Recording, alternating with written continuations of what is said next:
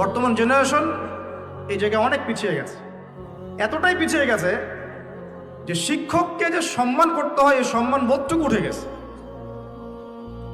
বাবাকে সালাম দিতে হয় এই সম্মান মর্যাদা বোধটুকু উঠে গেছে। মায়ের সাথে ভালো ব্যবহার করতে হয় এটা সেই তো কবেই উঠে গেল। আর সমাজে ওই জায়গা দখল করলো বৃদ্ধাশ্রম।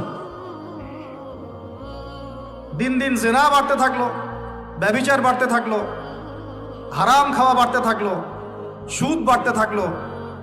ডিগ্রি অর্জন করে এসে ঘুষ খাচ্ছেন, পিএইচডি করে এসে দুর্নীতি করছেন, একজন ডক্টর হয়ে কসাই হয়ে গেলেন, ইঞ্জিনিয়ার হয়ে চোর হয়ে গেলেন।